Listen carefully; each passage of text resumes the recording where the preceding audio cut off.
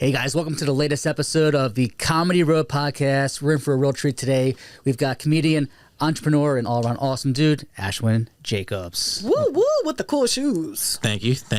I love fashion. It's fun. Super fly kicks. I did mention it to him before he came in today. I was like, man, where'd you get those kicks from? Lyrical lemonades. Lyrical lemonades. Yeah. We're not paying him for that spot though. Like, Yeah, Lyrical Lemonade sponsored. I mean, I grew up on hip hop. Everything is an advertisement. I You know. know? I was like, well, maybe they are. Yeah, so welcome, bro. So you're a fellow East Coaster like me. Yep. I'm from Boston, Massachusetts. Boston. Yep. I have a wicked piss accent. Yeah, believe me, I got the Baltimore accent. Like my first date with my wife, she's like, "Where the fuck are you from, dude?" And I was like, "Baltimore." She's like, I don't hear Where- accents yeah. then. Oh, I have a wicked piss one. There's a guy from Boston that did a set the other night, and he said, "It's so cold over here."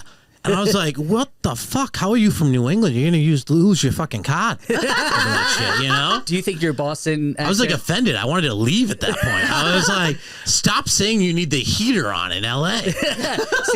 see, when I'm back home, my accent just gets thicker, man. So Oh, if I'm around anybody from Boston, just- my accent comes on.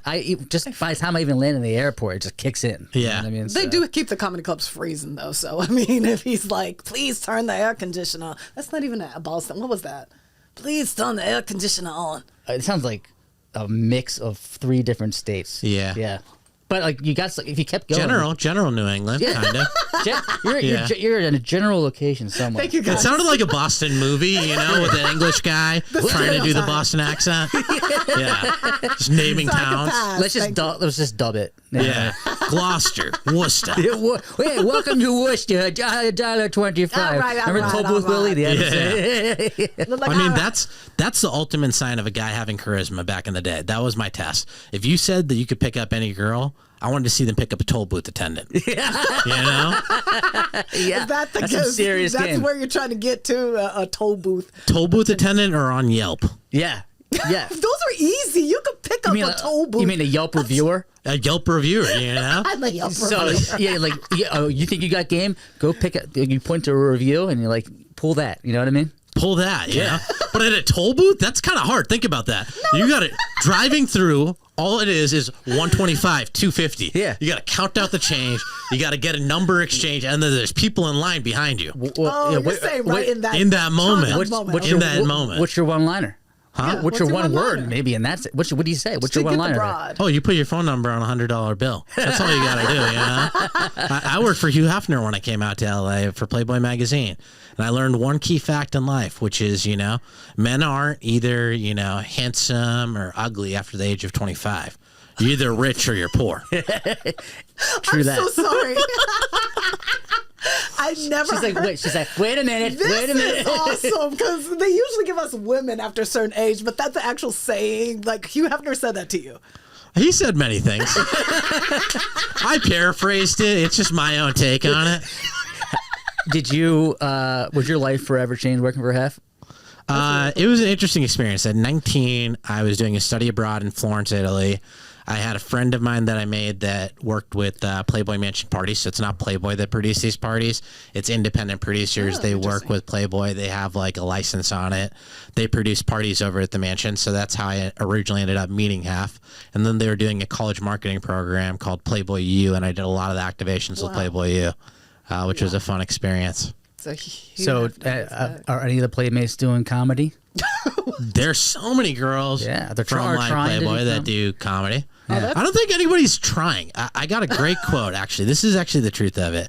I remember my first show I did, and a lot of people don't like that this is how I started off in comedy because I meet people and they're like, well, what was like your first show? Or do you do this mic or that mic?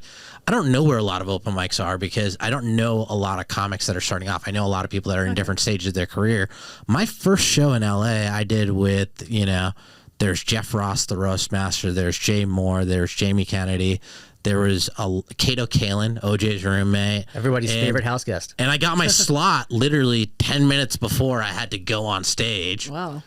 Randomly in the middle of a pandemic. How did in a it parking happen? lot at the Like, Roosevelt. And it Someone was came up to you and gave you a slot. my on friend it. who used to produce the parties at the Playboy Mansion produces these comedy shows. Oh. And I told him I was doing some comedy, and I did comedy back in Boston a little bit. And I didn't do comedy for a total of I'd say 3 years. Haven't even done a set. Never open mic'd. And just that was went my up. first show. Oh, wow. And I went up to Jay Moore. I said, I'm trying to make comedy my main thing. And he said, you're not trying, you're doing. So I think for anybody that's getting on stage, you're not trying, you're doing it. I think a lot of people have this ego or complex that it took me 5 years before I was even booked at a comedy club, or 7 years before I could do a cold open at this club. And I think that hate and that animosity is something that a lot of people pass forward that doesn't need to be a part of the culture of comedy, because you never know. That person that wants to do it might naturally be better. Yeah. Yeah. They just might be better, or they might just be more acclimated, or they might suck at open mics, but they crush it with a real Well, audience. it's just for them. Like, you don't know? understand the way the universe works. Something it's for you, and the universe conspires to help you get there. And you have to you have to listen to that. Like, it's telling you where to go, what to do. It's the manual of how to do it. And so to get mad at someone else who gets it in, this is your journey right now, and it's was supposed to be this way.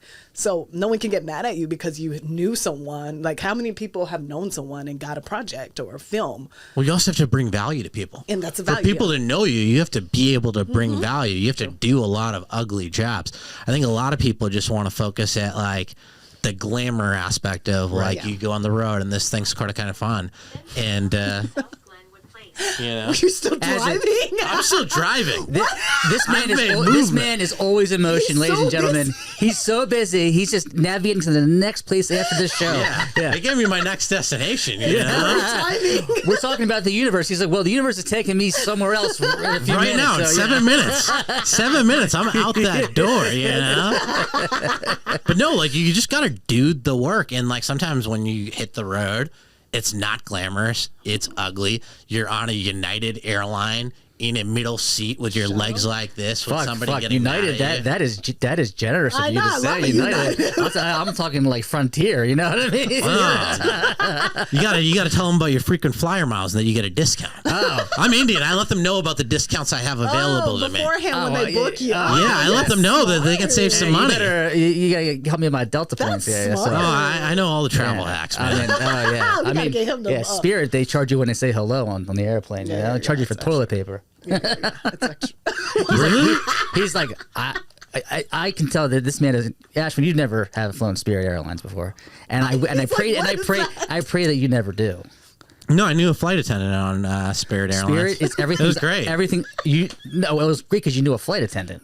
Yeah, you got to have a plug, you know? Right. You're nobody in life unless you know somebody that can bring you through the back but unless door. you're paying for that big comfy seat, the extra $60, you're really They screwed. have those? Yeah, it's $60, but everything's a la carte. It's like buying a car with nothing in it, right? So you get the base fare, and then you get there, you say hello, they charge you that'd be $5, and then for literally from that point on, each bag is whatever. I think he needs a rundown of Spirit Airlines. Yeah, I don't know. Listen. I don't know if you're needing this rundown. I'm really an affiliate of Spirit Airlines. Yeah. This is a brand deal. I get it. Brand, you know? no, I can tell. I'm talking.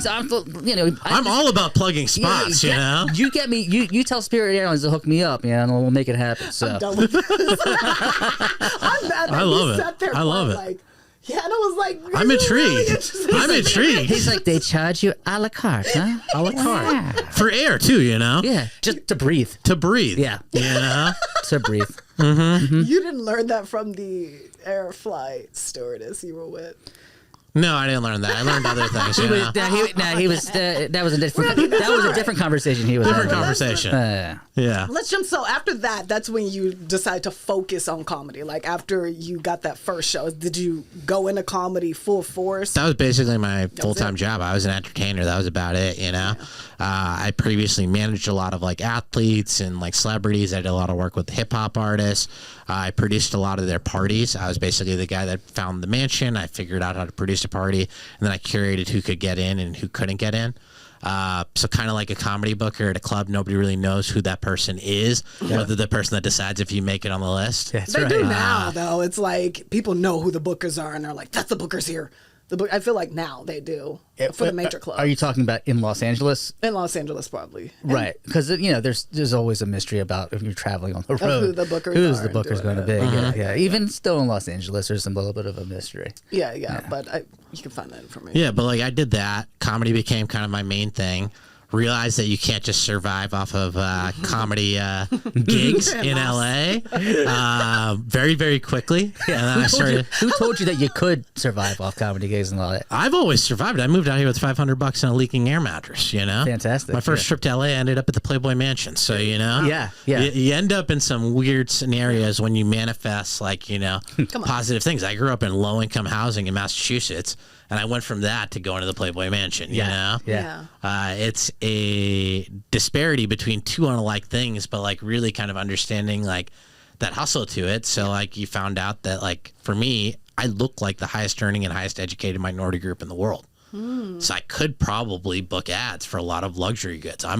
People that look like me are more likely to buy things like that, Lamborghini owners, probably Indian. We own all the tech companies. I was like, hey, what do you got? I'll buy it. You know what I mean? That was it. Yeah. Those shoes, I'll take them right now. Shoes are great. I got a crystal bracelet brand. Yeah. Yeah. And you use that same thought process towards tackling getting into comedy and stuff. Well, I came from repping talent, so I understood what talent needed to do, and I made myself more amenable. So, like when I started booking like commercials and ads, I'd offer reshoots, and I'd be friendly to every person on the set. Right. Because the production hand is going to be on more shoots than the director. Yeah, true. They're on more gigs. Yeah. And people fall out all the time. People get COVID. All sorts of things can kind of happen, and you can get that slot.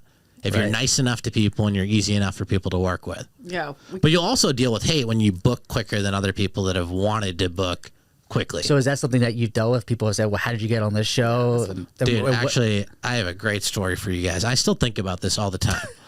I had a friend that messaged me. He's like, I have a friend that does comedy. And it's the best thing. When you have a friend that doesn't do comedy, that can make an introduction to somebody that's in comedy, it's way better usually than a comic making an intro or like you reaching out cold. So he's like, hey, this is the guy. I want you to come to this show with me to meet him. And then he calls me. He's like, I can't go, but like, this is the Instagram. Just message him. He knows you're going to hit him up about like probably doing a slot on his show.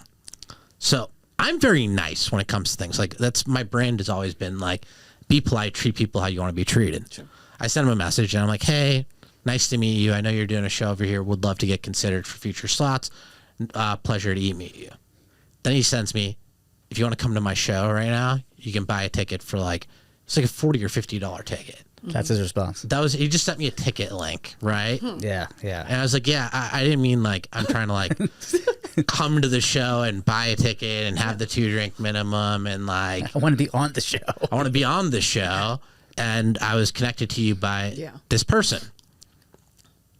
Then he starts going off on me. Then I call this guy. I'm like, do you know this guy? And he's like, well, he's a tenant of my friend. So my buddy is buddies with this guy's landlord. This guy is going off on me. And it's at the Roosevelt where I've done like, that's where I did my first comedy show. I've done about like 10 comedy shows over at this spot. Yeah. I'm like, you're just a different producer doing it at a spot that I'm always at. Right. I know half the staff there. Yeah. I live down the street. My face has been on that billboard over there.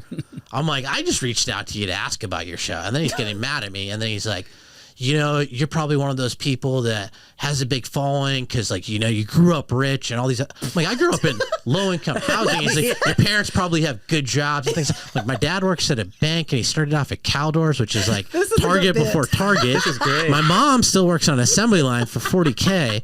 This is a white guy in West Hollywood that's a bartender. He's telling you about yourself. Yeah. This is what I decide to do because I'm Indian, right? And Indian scorned is very, very petty. Oh. And the internet is my friend because you can find out everything about somebody on the internet. Oh, yeah. So I search this person's name and I search scam and a couple of other keywords because you put in some keywords, right? Turns out this guy got arrested when he was in college for distributing narcotics. And he was projecting his own issues, as psychologists would say. Most people that are going to attack somebody about something or their own insecurities usually are projecting their own insecurities. He got arrested for allegedly distribution of a Class A narcotic. Wow. And it's not an alleged because he was caught, so he was distributing a Class A narcotic. And his parents paid his bail. So I think, you know, this was like the kettle cutting the pot black, you know? Yeah. You know, you saw right through that. I saw right through it. I left it on that, and then with his racist messages, I just ran an ad on Facebook and Meta to BLM followers. Oh, So, nice. So you just retargeted, I retargeted, Yeah. You just did your thing. Yeah. No big deal. Yeah, I just used a meta target of people that probably wouldn't like Yeah. this racial talk. Yeah. You just you went to battle silently. I went to that, and I also went to people for healthcare causes. People that are usually looking for healthcare need to be on the side of Indian people. That is not even that's not an observation. That's a fact. He might have ran that list for that one particular comedy show. That did not ever happen to that venue ever again. Oh wow! But you ever get COVID and you end up at Cedars-Sinai? So There's a guy behind the guy. There's a guy behind that. Emboldened people feel when they're in a place of power, but they don't understand how power works. It ebbs and flows, and you can be out of power too. So you need to be nice to everyone. Like, it's not a hard concept. And if you got an internet connection, there's an Indian person in technical support. Oh, and we could slow that internet connection down. Oh, yeah. Yeah. Especially if you're a man, because you're probably going to that orange and black website. And if it starts lagging, you're going to be a little bit quicker. Right. And that's going to affect you later on in life, Pavlov conditioning. Right. And your wife's yelling, why is the internet slowed down? Yeah. You know what I mean? Were you yelling at the guy on the phone earlier? You know what I mean? No, that wasn't me. You know what I mean? You're just going to wait. Your internet shut off. No, you're going to call the customer support and, Sanjay and Kumar. Yes. They're just going to disconnect every once in a while. Right. Yeah, honey, just everything's out in the house. Yeah. So so now going back to your journey comedy, I've seen that they do a lot of overlapping, like your business, entrepreneur, and you taking whatever you learn from that aspect of your business and being an entrepreneur, you're bringing into comedy. I think that's important for people to learn, because we have been talking about not just the artist aspect of comedy, but the business. And it seems like you have a lot of business acumen when it comes to basically anything. But how are you using it within comedy? And what are you doing? How are you getting your shows? How are you putting yourself out there as a comedian now, since you are so smart with branding and stuff? So the funniest thing about this is people that knew me growing up, they know that I'm super shy. I went to a comedy show last night, and it's super funny because you can put me to an award show, super charismatic, very, very comfortable. Comedy clubs are going to a middle school lunch with mean girls, especially open mic type things or things that are easier to book. It's terrifying for me.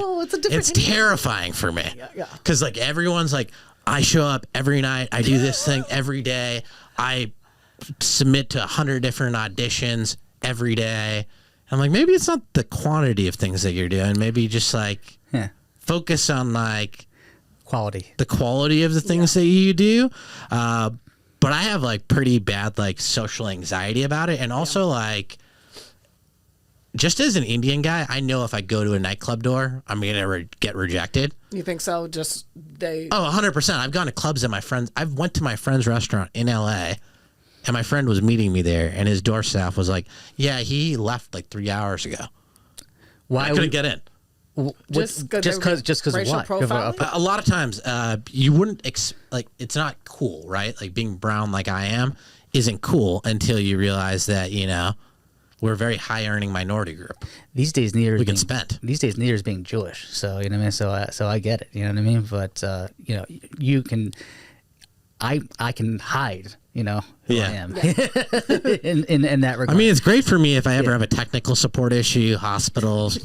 A lot of those scenarios. But what I've done is I have a big following on the internet. I previously worked with a lot of larger entertainers. I'm able to do collabs with people in terms of content creation. If I reach out on the internet, people are able to kind of pre-qualify that I have something to offer them. Mm-hmm. And I don't have to lead with I can do this or I can do that. It's more hey, do you think the stuff that I put out there is funny, or are you open to developing a genuine relationship? Yeah. So if you're open to building a genuine relationship, I want to figure out what I can do for you, which is people have profiled things in my life that can attract press. I have been a tech consultant. I have a piece in a robot bartending company.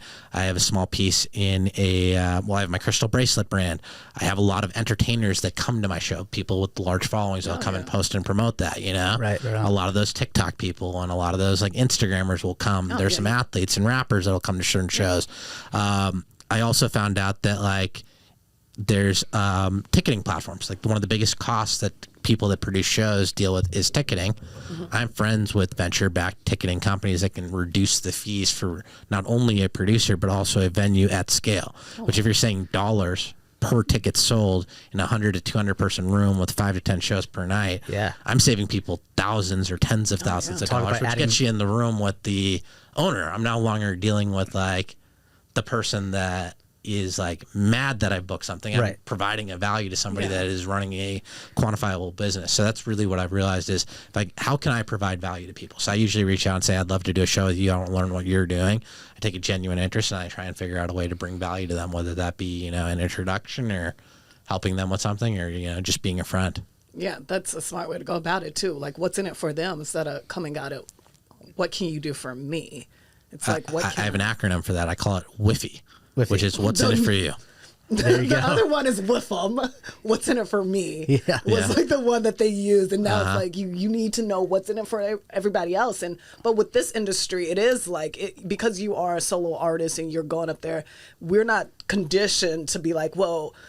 What can I do for other people? We're conditioned to say, well, how do we get more stage time? How do we get our faces out there and get more time so we can develop 30 minutes. An hour and stuff. So it's just a different, like, it's a different way of thinking, I feel like. I think it's also, you got to be the one to invest in yourself, you know? I think one of Matt Rife's first specials, he produced himself, you know? I think it's a lot of times you got to be the one to bet on yourself. If you want to give yourself more stage time, figure out a way to, like, produce your own show or figure out a way that you have value or that you're able to bring certain people, but also know your value. Because, like, one thing that I got dragged into in the beginning of it was I did a lot of those like bringer shows at one point. Right. And then what happens is like I have a large audience on the internet, but it's very contingent. Like my audience is very much so like cool people in LA that are hip and that are younger. And if I'm on a show with everybody that's like 40 to 60 plus or people that like these kids aren't going to know, my audience isn't going to want to come to that. They're not going to buy tickets to that. Right. So sometimes if you crush it on one show and then they know that a lot of people come out, they'll put you on another show or you'll get baited and switched, which is promote this other show that you're not on and then I'll book you on this other show. And then the same expectation is put on that show. Yeah. So you're like, why would I want to pollute my own audience of people because I have a decent audience. Yeah, you do have an audience. But like I have to use that audience for myself. I don't want to be using that for other people. And if that person's unwilling to see it, I wish them the best on their journey and I just move forward. Right. You got to find the right people for you. Exactly. You got to find your right tribe. Yeah. It takes time, but you can't harp on it. A lot of people like wish ill or like, I can't wait until I have the position to do the opposite thing to other people. I think that's such like weird. It's such a petty way to live your life. Yeah. When you hate people, that's a punishment you give yourself. And you're attracting that back to you. Like I test this theory every day. I'm like, what can I put out and how do I test and see what I'm getting back or what I'm not, what's happening. And I've tested and I'm like, what you put out is what you're going to get back, people. I don't know how people miss that or don't care about it or something. I think people just don't care. I think they know, but they're like, I can be a shitty person and have the next life. And I'm like, no, this is your only. I think a lot of times people just think people are like dumber than they are or like, I can get this one over them. And I just leave that out. Like comics overall are very, very intelligent people because like the way that you come up with a joke or the way that you come up with these observations, you're paying attention to a lot of subtle things. Yeah, and you don't need to reiterate that like it's done. But like you just got to know when to like move forward and like when to move away and then like the people that you want to continue to invest in and then like kind of humble yourself to do those sort of slots because for a lot of the bigger clubs, there is no like networking really. You got to just show up to their mic, thug it out, or you can book out of town, which is like one of the things that I'd rather do for myself a lot of times is like I'll book myself out of town and I'll hit up bookers in other cities or I'll have fans of mine go to like venues and like push that angle. So, oh, wow, I never heard of that yet. Yeah, like you can leverage like audiences if you build communities of people or if you figure out ways to kind of engage with the people on the internet instead of buy my tickets, buy my stuff. Yeah. You find ways to give to them. You can do a lot of great things, you know. Like I have brands that work with me that I gift things to my audience all the time. Oh, I see. So are you going on the road a lot more now, or is that something you plan to do? I have been. It's been on and off. I did some shows in Boston over December. I was also planning on visiting my family. I try and stack activities. If I know I'm going to go to a place for something else, I'll stack an activity. That's a good way to break into a market and also find bookers in that market, because their costs, the biggest cost is that flight ticket, accommodations. That's if you smart, have part of it kind of covered for part of it, you're already out there. They know you're going to be out there. You can leverage your book of work, and then they'll book you again if you're able to deliver for them. I also leverage the fact that I have the online audience, and I'm able to figure out ways to market and be able to push, an actual fan base out there. Are you sending emails out, or are you cold calling these clubs? Instagram DMs. I'm going to be honest with you. Oh, Yeah, Instagram. I find again, it's the where it's at. pre-qualifier, because They can everyone, go through they can go through. They can see it. They can see who portfolio. else like Right. They can I've see done your stuff presence. with. Yeah. They can see what brands I've done. There's not many comics that are promoting congressional candidates in the state of California. Yeah. Do you think it's helped having like that? Do they ever say, okay, I see this large following? Because how long have you been doing comedy? I've been doing comedy full time since like 2020. 2020. Okay. Yeah. So do they ever ask? Because I know a lot of people ask when you send them tapes and stuff. Well, do they ask you about like how long you've been doing comedy, or like how many minutes you have? Honestly, anybody that's ever asked for tape, That's what I want. I know that they don't really want to book you. It's just like an really? excuse. A lot of times, like, they usually don't want to book you. It's just like they'll ask for it in a different format, or they'll just ask you. If people ask me for stuff in like 3 or 4 different ways, I know that there's no real interest in it. You know, You've never had to send a tape in for your. They never look at, or maybe they look do at the it, stuff I post on the internet. Well, because you're That's been, DMing like, them. So, yeah, so they see like clips of like bits Yeah. and pieces of things. right. I mean, they And can. If then- they want, your tape is right there. If they My really tape want to is see right it. there. The social proof is right there. The ads are right there. Other content is right there. I've done movies. I produced a full-length feature that had a theatrical release called Habitual with Johnny Hickey. That won some awards. I'm ideally, hopefully, producing some original content again soon. I'm trying to pitch 2 other different show concepts right now, which are interesting and fun. And then I'm in the process of, I have a great commercial agent, but I'm trying to explore new agency for like my traditional work. And then the New Year's resolution I set for myself was I want to find an agent and a manager that will work as hard to, find me work and get me booked doing the different things that I'm able to do. Right. As much as my Indian mother and my Indian grandmother want to see me get married, and we'll do that work, Put the work in right there. Yeah, I mean, because you do real estate as well too, right? So, Yeah. So I saw a clip that you mentioned. That you're working hard for your clients, so you want somebody working hard for you, as an agent, right? So, 110%, dude. Like, I literally woke up this morning. I sent a $20,000 set of options to like a guy looking for a house in Brentwood.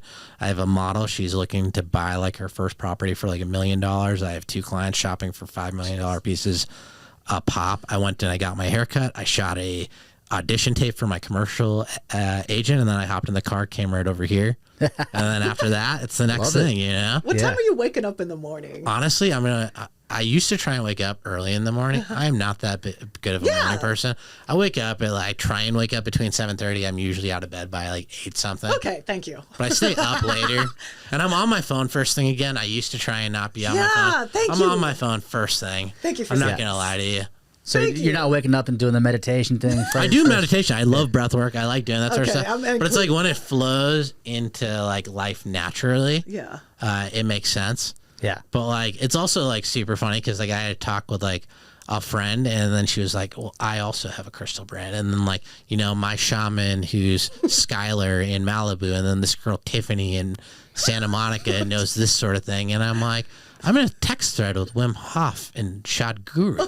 Yeah. I'm like, Yeah. they didn't go to training classes in Costa Rica for 2 months and have a 100-hour certificate. He found enlightenment sweating in Indian heat under a tree, Yeah. possibly getting bit by a snake That's right. in a fever dream. That's how he found enlightenment. You find it like Yeah. Wim Hof's fucking amazing, though. Wim Hof is great. He's super I've funny. taken his. I went to a Tony Robbins thing, and we'll walk on the coals and all that stuff. Oh, yeah. What's it called? Unleash the Power Within. And Yeah. Wim Hof was actually there teaching when Tony Robbins got off the stage for a little bit. Wim Hof came in and did a session with the whole crowd, and I was like, wow, this guy is incredible. So He's a cool guy. We're in a Yeah. text thread of like people that biohack, and somebody said something, and they like tried to defend their point of view, claiming Wim Hof, and they didn't realize he was in the thread. He's like, actually, just do what's right for you. Yeah.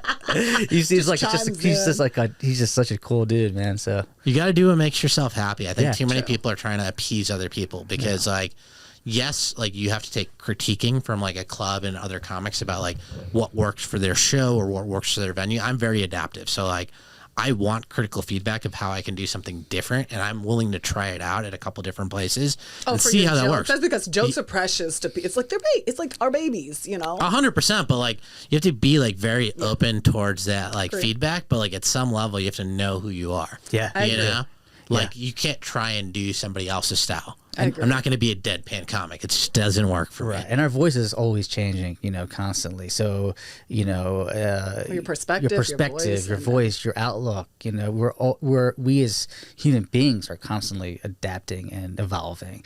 So, you know, in comedy, it's the same applicable style of how we live our lives in so many ways. You know, how are you adapting to the climate in comedy? It's always changing. Things are always moving.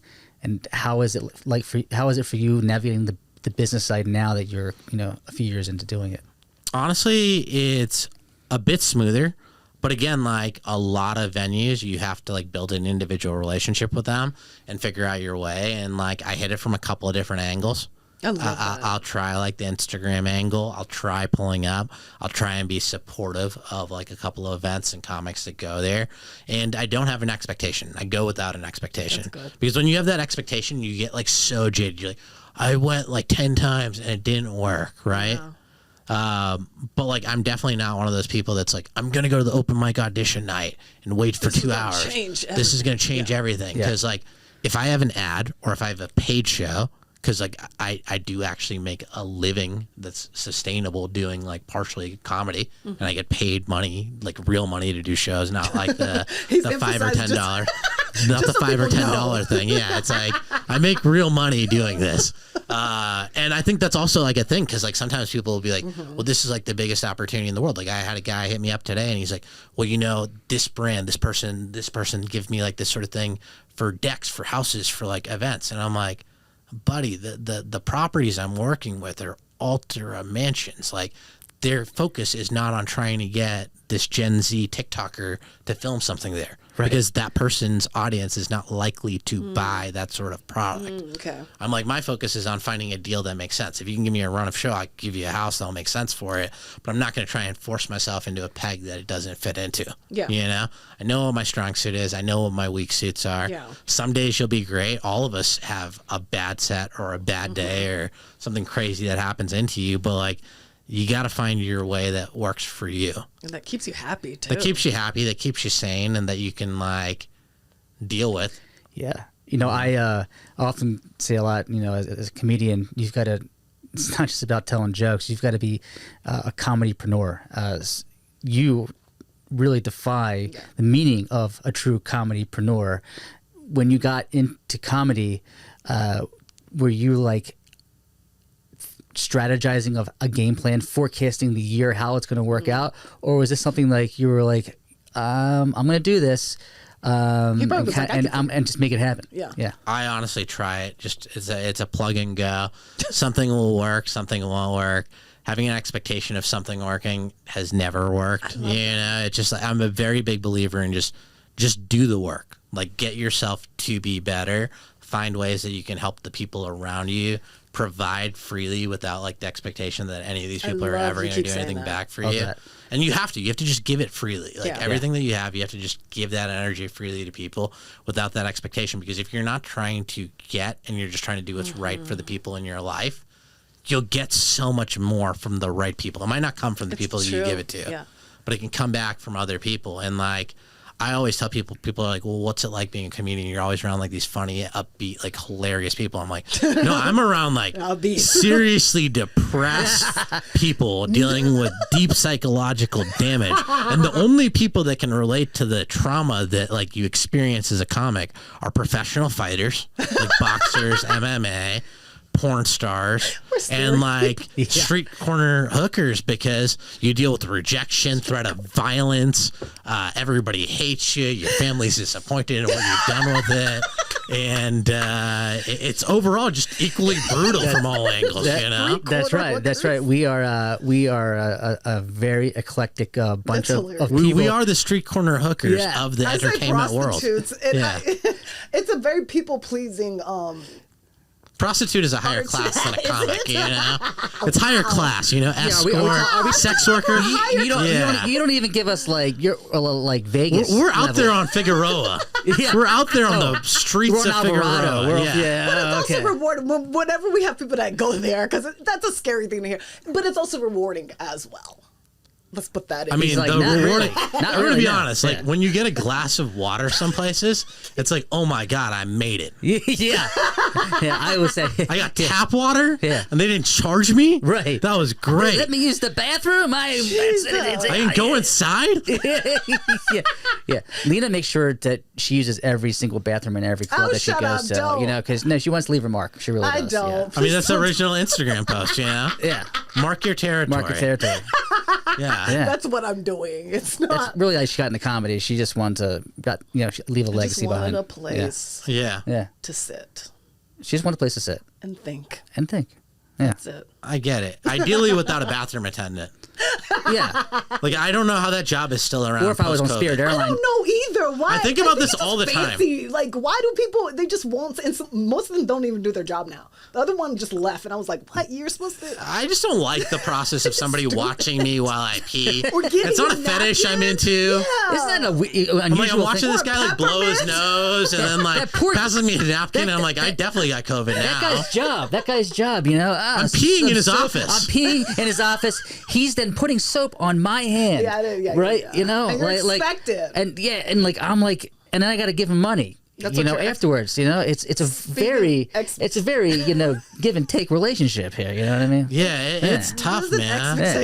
I know. I wanted to go back to expectation because I just started applying that to my relationships with people in my life, and I've seen a huge difference. And the fact that you're talking about it in your career, I think that's something. I haven't heard that come up so much before, and I think that's really important about, especially in comedy, going out there and doing the work or helping others and not expecting them to put you on a show or anything. Because that's, I mean, for the most part, that's not like sometimes you're not going to be put on the show, even if you come out and they tell you to come in on stuff. There's just, you have to, I don't want to say lower your expectations, but I think you should not go in with expectations thinking that people are going to give you something that you think you're owed. I think a lot of people think they're owed things. And that's a thing that I have conditioned myself to say, no one owes you anything. No one owes you anything. You have to go out there and make things happen. No one is going to give you anything. And I think that's a different mindset. 100%. And also know that comics are intelligent. Yeah. Like, I'll come and support my friend's show. Like, if either of you guys had a show and you guys like, hey, come through. I put you on the guest list. Come through. That's great. And I'll be like, hey, can I bring a +1? That's great. But like when people start hitting me up and they're like, hey, you should bring a ton of your friends. This is going to be the best show. I'm like, why am I going to, this is, again, you're asking me to do work. Right. Like, and every show to a comic sometimes is, oh, this is going to be the best show. Or every club in their minds is like, this is going to be the breakthrough moment. But really at the end of the day, it's just another show. It's just another show. And then two, you're not building reciprocity. You're building an expectation and you're trying to make someone work for you for free. At which point I'm like, I'm a consultant and I get paid a decent rate per hour. So like, if you really want me to work as a marketer, I can charge you as a marketer. You can talk to the person that does that. And like, I'll sell you people on my email list. That's okay. Yeah. I'll sell data. So next time you get a bringer email, that's what you say. Oh, yeah, I can do your marketing. Yeah, like if you want me to do that, like I can do your marketing. You can hire me as a marketing person. Crazy ones, because I got one for 15. Like a friend, he's a semi friend of mine. Reached out to me about a bringer show at a big club, but it was his own show, and he was like, bring 15 people, and I'm like, what? Like, are you paying? Like, am I getting paid? Like, what is? And he was like, oh, this is going to be a great opportunity. You have to really decipher what is a good opportunity and what's just using a lot of your energy and is not. And it's just someone trying to, I guess, be a van. I still get that. I still get random people that I have like a loose friendship random? with. Oh. Like they're like a loose acquaintance. It's a person I've met in comedy at some sort of comedy related thing. They're like, this is your way in. And like, this place is so like hard to get into. And I'm like, I went to the Grammys and the ESPYs and the Globes and I get invited to a lot of things. And when I'm not invited, like this year, I wasn't invited to nothing. Like I haven't been invited to almost anything. Me neither. And my friend was like, he's like, well, what are you going to this thing or that thing? I'm like, honestly, I don't really care. If I get invited, that's great. If I don't get invited, it's not meant for me. It's not right now, you know? Like I got other shit I got to focus on, but like other people will be like, and the 15 to 20, I'm like, do y'all actually think that there are people that are going to consistently do it? Like, but like I've also brought in, like, there are many times that I bring like, I have a following. I brought in like 10, 20 people, and if they give me a guest list, I'll bring in another 5 or 10 people, whatever. But that's not going to happen at every show. But the problem is, I have some people that expect that for every show. And at that point, I'm like, I don't want to be your friend. I'm like, I don't want to be your friend. Like, you're not my friend. You're using me. You understand your social media, that you have a large, so people are going to see that and they're going to want, so that you have eyes already. But then they'll ask for other favors on top of that. I'm like, now you're getting greedy. I'm like, I want to give without expectation, but like at the point that I feel like I'm being used, I'm like a girl on a date, and if a guy just starts like, touching my leg, I'm bringing my credit card and I'm insisted on paying for that. I'm good. But the thing is, when you do bring 20 people, that particular producer of that, and the expectation shifts, and they're like, well, they think you're always going to bring that many people, and then when you don't, they stop asking you to perform, and but you have to know your worth as a comedian, and as you grow and you build a following. It's sometimes okay to say no. I've learned that so quickly, because like sometimes it's an uphill battle, because after you bring that 10 to 20 sometimes, right? You're on a good show, good comics, good flow, good mix for what your audience of people that you have in your network or your sphere of influence to come out, and they'll want to come out and see that show, not just for you, but for the other comics that are on there. They'll put you on a show that's very unlike audiences of people that they want to curry favor with for themselves, that also don't really have an audience and can't bring people because they've oversaturated it. And then you're like the driving force behind that show. Yep. And you're not the headliner. Yeah. You're not getting the time of a headliner. Like I'm a solid feature. I get between 10 to 20, depending on where I'm at. And I'm happy with that right now. And I'd like to, get like a solid, 30 or an hour. But like, I know you pay your dues in comedy. That's kind of the process. I like doing the feature thing. It's great. Is that your goal for this year, to headline or do more featuring? Like, what's the goal? I want to tour more as a feature with somebody that's been more experienced at, to learn how they played the road a little bit. But I'm also open towards headlining in cities that I do have that audience, and I can bring that, or co-headlining with somebody and kind of sharing that spotlight. My whole thing is find opportunities and leverage ways to bring other people that are just good humans and audience. I don't want to put that pressure. Okay, if we're going to do a show together, the three of us, and we got to figure out a way to do it. I don't actually produce shows myself regularly. It's if there's a special opportunity or somebody's paying me to do something, I'll do it. But it's not my business right now. I'm not really focused on that. You would think, man, if all your entrepreneurial endeavors, I'm like, this guy definitely is going to produce at some point. Yeah. So I'm thinking at one point, that's actually on the goals list, is that could be a good way to establish a relationship with some of the clubs I want to have a relationship with, do that show, but then also having the freedom of bringing some of the people I want to bring by, because there have been times that I've brought in an A-list athlete or an A-list celebrity, and they're like, you got to wait in the line, and they're getting yelled at by another comic that just wants them to wait in the line, but then you look foolish. And I'm like, I'm not going to invite this sort of caliber of person to that sort of club again, because it's a bad experience for that person. Yeah, especially if and it can make you look bad. Yeah. And it's not beneficial to you to be in that sort of light with somebody that's a high value relationship for yourself. For sure. Yeah. Who's your biggest influence in comedy? Dude, I'm a huge fan of Russell Peters. I love Chris Rock's style of comedy. Huge fan of Jay Moore just as a person. I've done a couple shows with him, and it really sticks with me. And I tell any person that hits me up on Instagram, when they're like, I'm trying to do comedy, I steal Jay's line, which is, you're doing comedy. You're doing it. It doesn't matter if you're doing it in a bar with 5 people that don't actually want to be there. You're doing it. Everyone likes to think that they're better because of their experience, that they've done something, but you don't know. Right. You have no idea who's going to be the next person that pops because they had one joke, hit it off. Yeah. Exactly. They might have done a joke against a random brick wall that's not even in a comedy club. Yeah. That's what's different about comedy. You'll have people who say they're writers and they don't ever write a script, and it's but they still say they're writers. Comedy, you can just do it You know, you can go on stage and do 5 minutes, do a mic or whatever, and do it and get started in it and stuff. And that I think some people, they're so scared just to get started in it. But it seems like with you, it just happened. And I think people, like, you wanted to do comedy and you got into this show. And I think people want it like that instead of having to go out and just do it. You know, I think they want it to happen to them. And I'm like, that's not how it I think works. my first 10 shows, I'd have like 2 or 3 jokes planned out, and it'd just be whatever happened to me in that day.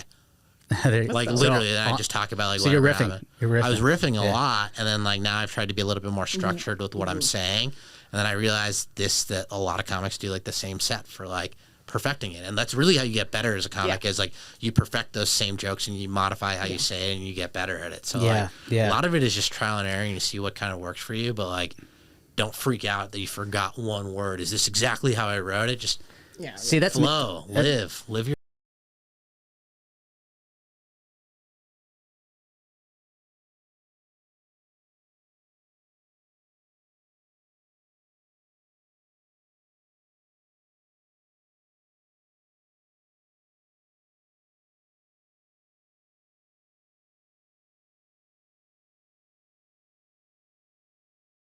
Going on. I've never been like in that situation. It's always been a great show, and you always get treated like you are a performer. Yeah, and that's the thing when you were just referencing, like, you know, sometimes you were riffing and doing different things and maybe not as structured. I think sometimes that's a good thing on stage, and you're doing it sometimes that style on these larger stages with these bigger names. But that's sometimes where you really learn to kind of find yourself to your voice on stage, as in those situations, live. It's the best high. Yeah. I tell people all the time. People are like, "It must be so scary being on stage," and I'm like, "That's the best 10 to 20 minutes of my day." Yeah. You know, the other 23 hours and 40 minutes, those are fucking. Yeah. Those are rough sometimes. You know. There you go. Right before you get on stage, that moment right before your heart is like, oh yeah, and then it's like you're flying. I remember that was the thing I hated when I first got started in comedy. Was like I'd have a lot of people that knew me in the audience. Everybody wanted to talk to me for like the whole time, and I was like, dude, leave it alone. And also like in comedy, there's like certain like faux pas, and like also just having like younger single guy friends is brutal sometimes as a comic, because like I remembered one show in particular. There was a buddy of mine that came to this show, and he is very much so a guy that just literally wants to hit on people everywhere that he goes. But like at a comedy show, you don't talk to people in the middle of a show. And I'm like sitting next to him. He's just flirting, macking around. No, he's like, hey, that girl over there, like, I want to go hit on her. Like, do you know her? Like, and I'm like, yeah, she's a comic on the show. He's like, I want to hit on her. And I'm like, what? She's accusing like 4 people of, you don't know me in this scenario. Let her do her thing. Like, I was like, buddy, like, she's dealing with some stuff. Something happened to her recently, and like, I would probably advise that this is the wrong environment for you to like be like. He's like, can I drop that? Like, I know you. And I'm like, no, do not drop that you know me. I am not getting involved in what you're trying to do with this woman. She's trying to perform. I'm trying to perform. And that was probably one of the worst sets I've ever done in my life, because this guy was in my ear the whole time. In his mind, he's like, I don't need the dating apps. I had an ex come to a show, did not tell me, and he cheated on me. And he was like one of my worst exes, and just showed up. Like this. Okay, and he just showed up at my show randomly. Yeah. And I was like, and he kept talking during every comics set, and I was like, the dude right here, and I just had to like call him. I said, and he cheated on me. And everyone, I've never seen a group of audience turn on someone like they did. They were like, boo, and they were throwing stuff at him. I said, please stop. Y'all are insane. Like, please stop. But it's like, it's always those moments where you have to like, because I was like, I can't believe he's here. I don't even want to do this. And then I was like, let me just rag on this guy, because I can't believe he showed up. He's talking during every set. He wants to be the one on stage, clearly. He's a narcissist. So, yeah, sometimes you got to turn it around when you do have those people who come in or, like, want to talk. They don't get that you're trying to concentrate before a show. They don't get that this is a performance. You're still going on stage and you need to be focused. A lot of people don't get that, because my sister still do that. And I'm like, shut up. She goes, you always tell me shut up, and because you just talk right when they're about to call my name. What's next for you for the horizon? Like, what's next? Like, honestly, I'm trying to become a regular at a lot of the LA clubs, because I want to like book some more acting roles. I haven't done that. I'm always booked by producers for produced shows. They're great shows to be on, but like trying to become a regular so I can really perfect a craft and then get really good on the road is the goal. And then also leverage the fact that like I know how to do some of these bookings to create enough demand for myself. I want to book like a series regular, and then also to really just portray Indian people in a different background, because I grew up in a very different environment than a lot of people. I came up through a lot of the nightlife. You grew up stuff. in India? I grew up in Boston. In Boston? Grew up in Boston. So you're not first generation. Well, I'm first generation. You're first generation. I consider myself to be ethnically confused. You know, I'm very, very ethnically confused. I'm ethnically confused. You know, there's not a lot of Indian guys that dress the way that I dress, or talk the way that I talk, Fresh, man. or wear chains like this. Yeah. You know, I'm like a combination of an Indian rapper. There you go. That's why I was like, Yeah. You know, my comedy special is gonna be called Confessions from the 7-Eleven. There you go. That's hilarious. That's hilarious. Yeah, I think it is important. Because I visited India, and what people told me when I was going to go, it was like, this is completely different. I love it. I love it, love it, love it. So it's like, I think it's important. Representation does matter, and that you're going out there and representing the way you can, the way who you are, so people can see how diverse we people of color are. Cause I want to change the paradigm, because it's so hard. You and I deal with like some rough stuff. God, you know, Indian people, and this is part of a bit, which is because you bring that influence into your comedy. Dude, I love it. honestly started doing a lot more of it, but like one of the bits that I just recently shared on my Instagram, which is like, you know, Indians this year became the most populous grouping of people in the world, and we were colonized by England for 80 plus years, and 159 years later, we colonized our colonizer. Prime Minister is Rishi Sunak of England. We own the majority of land in London. We own the majority of land in the UK. Their national dish is chicken tikka masala. I love chicken. We run all those tech companies, and we have integrity when it comes to writing code. Because all the dating apps, Indian men and black women are the least right swiped on every dating app. Yeah. Wow. And then, you know, I like to go on there because I don't have an expectation. I just literally flow with things. I'm like, the right person that's supposed to be in my life is going to come into my life. The right woman I'm supposed to be with is going to treat me right. Yeah. You know? I'm an Aries Sun, Leo Moon, Virgo Ascendant. Elevator pitch You know? right here. Ashwin Jacob, ladies and gentlemen. You know? You got the chain on. Check out that chain right there. What I too. like to do is when I see a woman write on a dating app that she only likes men over 6 feet tall, I send a link to the article about the top 10 billionaires in the world's list, and 8 out of 10 billionaires are under 6 feet tall. So do you really want to limit your partner's earning potential? I think that you just delivered the ultimate answer to so many questions, you know, about shorter men. Small men, big dreams. I'm gonna need you. Like honestly, dude, that's a criteria. I'm the opposite. You know, how women discriminate against short men on dating apps. I discriminate against tall agents. I want an agent, you know, ideally 5'8" or below, because that's a man that's going to work. Too. They're like, make sure you go to the gym. As you over here not going to the... I hate when I see that. I'm like, what? Make sure you love the gym? Nobody loves the gym. Nobody. I mean, it's like when I see a girl that writes like, you know, the pick me girls that are like, I love watching sports on a Sunday. And I'm like, left swipe, not my thing. I will compliment you on your nails or your hair because I grew up with sisters. There you go. Is that a thing for pick me girls? I love football. I love football on Sundays, or I want to watch sports with you. And I'm like, I don't want to watch sports. I ended up actually on a date with a girl that was like, we got to watch like the Celtics game. And she was like flipping out at me because I was like, I have every movie streaming service. I just don't have ESPN. Oh, wow. It's not my thing. You know, got to have ESPN. I was like, I don't want to watch that. Well, Lord, I go to the game to watch, you know, the entertainment. I know. Like, who watches that for the actual sport, guys? Yeah. I got to go. Yeah. Anyway, we just have really one final question for you. It's probably the most important question you're going to get all year. Yeah. What's your favorite ice cream? Honestly, dude, this is actually a great question because I'm a big fan of mint chocolate chip, but I like vanilla with caramel on top of a brownie And one of the concepts I want to do is, you mentioned you were recently in El Salvador. I live in a MS-13 gang neighborhood. They're the deadliest gang in America. I've befriended many MS-13 gang members just by being friendly in the neighborhood. And You're one the of them, neighborhood-friendly gang Yeah. member guy. yeah, I'm really good friends with an MS-13 gang member, and like once a month we have Rocky Road ice cream, and we talk about our problems and our struggles. Wait, and how what? This is a show. gentrification is right. This is a fucking show. This is a reality show. I want to call it respect. And it'll be having like a different, like, you know, violent gang member or a criminal. Not even someone's of and a we different have, cultural background. yeah, just having ice cream. Just having an ice cream and discussing how you can show respect for people, because, you know, we recently had, you know, middle-class white people that want to make it an EDM move into our neighborhood, and they've disturbed the peace. They play EDM music till 4 a.m., and the only approved noises after 10 p.m., which is the curfew for Los Angeles County for loud, disruptive noises, is quinceañeras and approved gang violence, according to them. Oh, really? How about they that? approve quinceañeras for loud? That's really cool. I need to look into that. When you're an MS-13, Just in our neighborhood, we're cool with quinceañeras. yeah, listen, when you're an MS-13 gang member, I feel like the rules change very much so. Yeah, but he was disturbed by their music, you know, just keeping his kid up at night. Yeah, It bothered him, you know.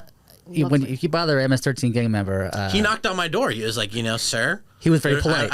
He was like, I would really appreciate if you could call the police, because I can't per code of conduct for my employment. oh my god! I said, I got you. And he's like, I appreciate it. oh love my that god! idea so Yeah. much. Thank you. Yeah, Yeah, I love I that. hit him with a Godfather line. I was like, you know, today I'll do you this favor, but one day I may ask you for another favor. right. Just don't leave a horse's head in the bed. You know what I mean? Then you're No, good dude, to go. it's the best security system. I don't got ADT. That's right. I got big homie protection. There's Big just homie guys on my protection. blocks asking people where they're from, what their intentions are. Yeah. You know? Okay.